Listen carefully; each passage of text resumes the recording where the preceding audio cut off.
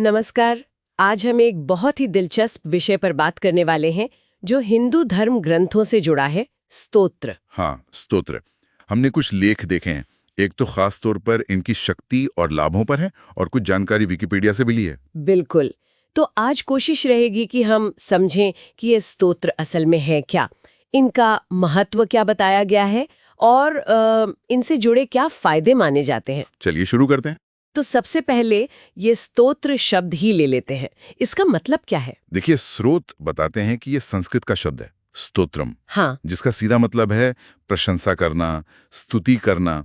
एक सूत्र भी है विकिपीडिया में, स्तूयते अनेन इति स्तोत्रम। अच्छा, स्तूयते अनेन इति स्तोत्रम, यानी जिसके द्वारा स्तुति की जाए वही स्तोत्र है। बिल्कुल सही।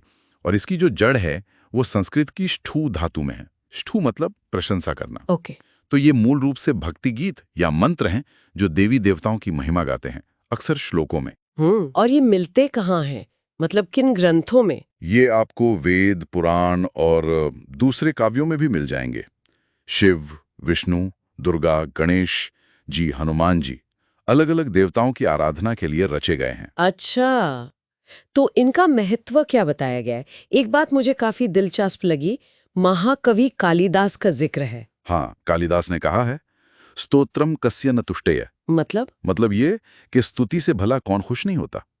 तो एक उद्देश्य तो साफ है, देवताओं को प्रसन्न करना। हाँ, ये तो समझ आता है। पर बात सिर्फ यहीं खत्म नहीं होती। आध्यात्मिक नजरिए से देखें तो ये मन और आत्मा को शुद्ध करने का एक तरीका माना जाता है। शुद्धि मतलब कैसे? एक तरह से ईश्वर से जुड़ाव महसूस करने का माध्यम, आंतरिक शांति, पवित्रता। श्रोता इसे एक तरह की क्लींजिंग प्रोसेस बताते हैं। अच्छा, और क्या इसके कुछ मतलब रोजमर्रा की जिंदगी से जुड़े फायदे भी हैं, प्रैक्टिकल बेनिफिट्स? हाँ, बिल्कुल हैं। जैसे एक फायदा बताया गया है, एकाग्रता बढ़ना, फोकस इंप्रूव होना। ओके। और मानसिक तनाव कम होना। आज की भागदौड़ भरी जिंदगी में ये काफी जरूरी है। हाँ, ये तो बहुत जरूरी है। और एक और बात, ये हमारी संस्कृति से मतलब अपने संस्कारों से जुड़ने का एक सरल तरीका भी है, खासकर बच्चों के लिए। बच्चों के लिए कैसे? देखिए, जब बच्चे या कोई भी संस्कृत श्लोकों का पाठ करता है सही उच्चारण के साथ, तो इससे भाषा का ज्ञान भी बेहतर होता है, संस्कृत से परिचय होता है। सही कहा। और एक जगह मैंने पढ़ा कि इनसे सकारात्मक ऊर्जा पैदा होती है, कुछ सतोगुणी और दिव्य ऊर्जा जैसा लिखा था। हाँ, बिल्कुल। हिंदू दर्शन में सतोगुण को पवित्रता और दिव्यता से जोड़ा जाता है। तो माना जाता है कि स्तोत्र पाठ से वैसी पॉजिटिव वाइब्स, वैसी ऊर्जा पैदा होती है। और पापों के क्षय होने की भी बात थी, पुराणों के हवाले से।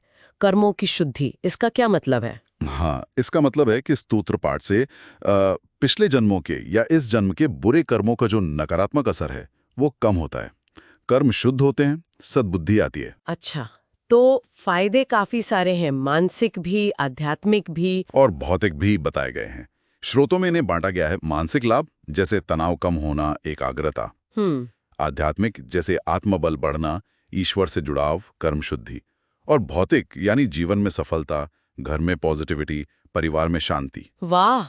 एक समापन मंत्र का भी जिक्र है, स्तोत्र पाठात शिवम प्राप्तिम। स्तोत्र पाठात शिवम प्राप्तिम, इसका अर्थ यानी स्तोत्र पाठ से शिव की प्राप्ति संभव है।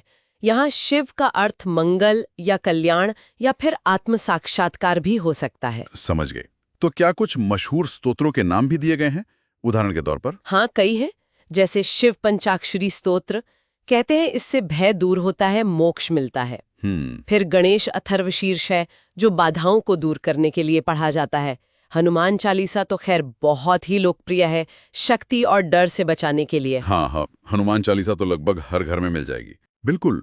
और विष्णु सहस्त्रनाम, इसके बारे में कहा जाता है कि यह सभी पापों का नाश करता है। लिस्ट तो काफी लंबी है वैसे।